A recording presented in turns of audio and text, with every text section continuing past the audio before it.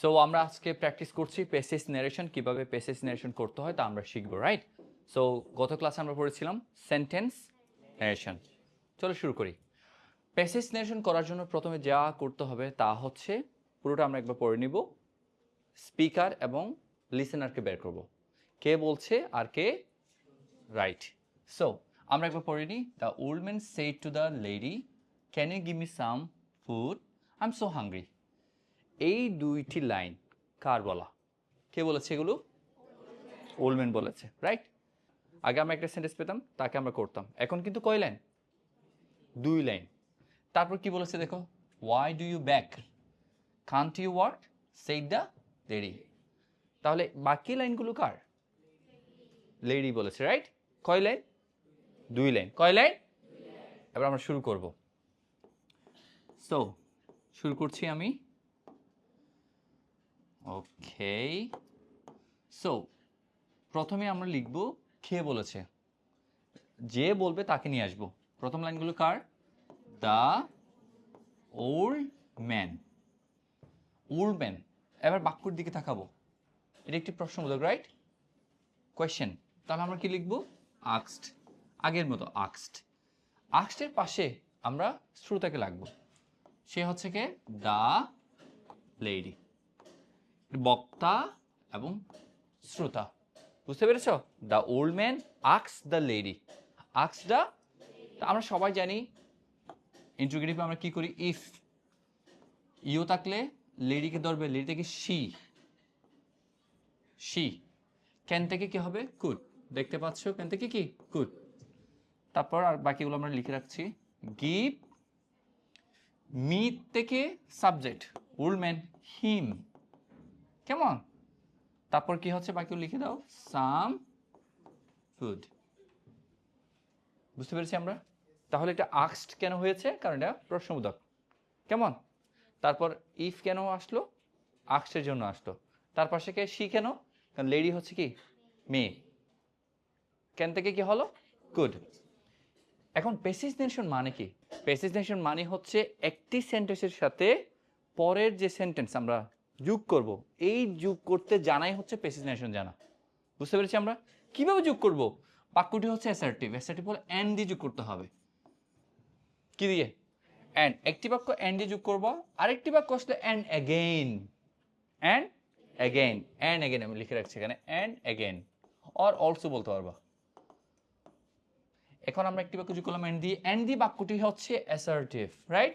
তাহলে and said that, and টুল, টুল দিলে object দিতে হবে, আমরা তাই কি করলাম, অ্যান্ড সেড দ্যাট। এখন দেখো, অ্যান্ড সেড ইট বলার এই জায়গায় তুমি এডিট করতে পারবা। এডিট শুধু করা যায় অ্যাসার্টিভে, সেইডের স্ট্যান্ডার্ড ভার্সন। যেখানে সেট লেখা যাবে সেখানে কি দেওয়া যাবে? এডিট। অ্যাড থেকে এডিট, বুঝতে পেরেছো? কিন্তু কোয়েশ্চেনের বেলায় কি দেওয়া যাবে না, যাওয়া যায় না।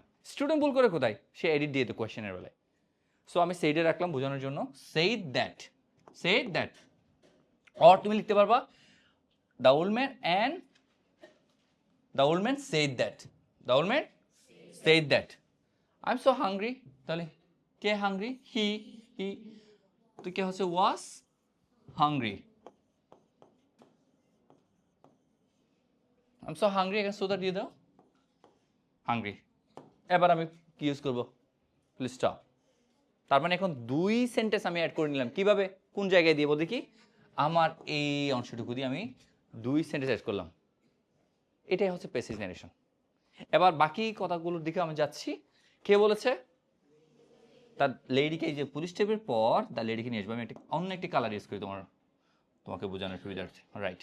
So so the lady, the lady কোথা থেকে আসলে এখানে নাই, কারণ বাক্যগুলো যেগুলো লিখবো আমি সেগুলো কে বলছে? হ্যাঁ, দ্য লেডি। কি করলো এটা? তা দ্য লেডি কাকে বললো? আস্কড করলো কাকে? The old man.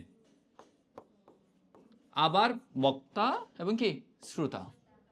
এখন আস্কড যে জায়গায় যখন আসলো, আস্কড পেলাম, তারপর কি লিখবো? হোয়াই। ইফ তো হচ্ছে না, আমরা আগেই বলেছি, রাইট? যখন ডাবল স্কেশন থাকে তখন কি হবে না? ইফ। হোয়াই, হোয়াইয়ের পর আমরা কি লিখবো? সাবজেক্ট। তাহলে হোয়াইয়ের পর সাবজেক্ট হচ্ছে কে দেখো তো? ইউ। ইউ মানে এখানে কে? হ্যাঁ, বলবেন হোয়াই হি, প্রশ্নের ক্ষেত্রে ডু এর কোনো মূল্য নাই। ব্যাগের ফার্স্ট ফর্ম কি হচ্ছে? ব্যাকড। ব্যাকড প্রেজেন্ট থেকে পাস্ট, রাইট? গেল। এরপর আরেকটি বাক্য আছে, লাইবা মনে আছে? এই জায়গায় একটু ভুল হয়েছে মনে হয়। আরেকটি বাক্য আছে, এই বাক্যটা আমি অ্যাড করব। কিভাবে অ্যাড করব? ওই যে আগের মতো অ্যান, বাবা কখনোই এডিট দিবে না, কারণ এটা আক্সড। অ্যান আক্সড অথবা অ্যান অলসো আক্সড, অ্যান অলসো অথবা অ্যান অ্যাগেইন আক্সড, অ্যান অ্যাগেইন আক্সড। আক্সডের পর কি দিতে হয়? বলে না, কি দিতে হয়? দুটো কথা বলতে হবে, ডাবলস কোয়েশ্চেন অর ইফ। নাই যখন আমরা কি দিব এখন? ইফ। এই যে ইফ, ইফ ইফের পর কি হবে? Subject he. ক্যান থেকে কি হবে? ক্যান থেকে কি হবে? কুড। তার নট আছে, আমরা নটটা যোগ করে দিব, কুডন্ট ওয়ার্ক, মনে হয় না? হয়ে গেল। তো আমার যে কানেকশনটা কোথায় ছিল বলো দেখি, আমার সাথে একটু কথা বলো। সেটা হচ্ছে এই যে অংশটুকু দিয়ে এখানে, আর এখানে দেখো।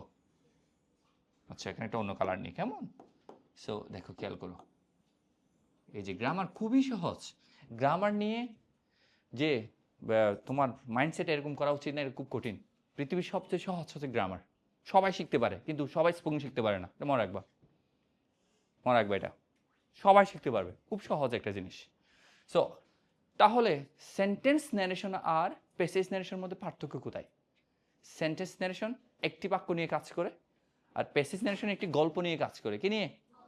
তো গল্পের মধ্যে কি হয়? একজন বক্তা অনেক বাক্য বলতে পারে, আমি শুধু অ্যাড করবো অ্যান্ড, আরেকটি বাক্য বললে অ্যান্ড অ্যাগেইন, আরেকবার বললে অ্যান্ড অলসো। বাক্য যেরকম হবে সেরকম থাকবে। আক্সড যদি অ্যাডভাইস হয়, অ্যাডভাইস। বুঝতে পেরেছি? যদি প্রেইড হয়, প্রেইড। আমার বারবার অ্যান্ড দিয়ে, যখন একজন ব্যক্তির কথা শেষ, যে বলবে তাকে আবার আমি কোথায় নিয়ে আসবো? সামনে নিয়ে আসবো। কোথায় নিয়ে আসবো? আবার তার প্রথম কথাটা লিখবো। সে যদি আরো একটি বাক্য বলে, আমি আবার অ্যান্ড দিয়ে যুক্ত করব। বুঝতে পেরেছ? আবার একটি বাক্য বলে আমি অ্যান্ড এগেইন দিয়ে যুক্ত করব। ফার্দার মোর দেওয়া যায়, অনেক কিছু দেওয়া যায় অ্যাড করার জন্য। কিন্তু সিম্পল যে জিনিসটা প্রথমেই আমরা শিখে নিই কীভাবে করতে হয়। বুঝতে পেরেছি আমরা? হ্যাঁ, আর আর কোনো হেল্প লাগবে? হ্যাঁ, আমরা আরেকটা করি, আর আরেকটি আমরা করব, তারপর আবার এবার বলবো। ওকে, তুলে নাও প্রথমে একটু তোমরা।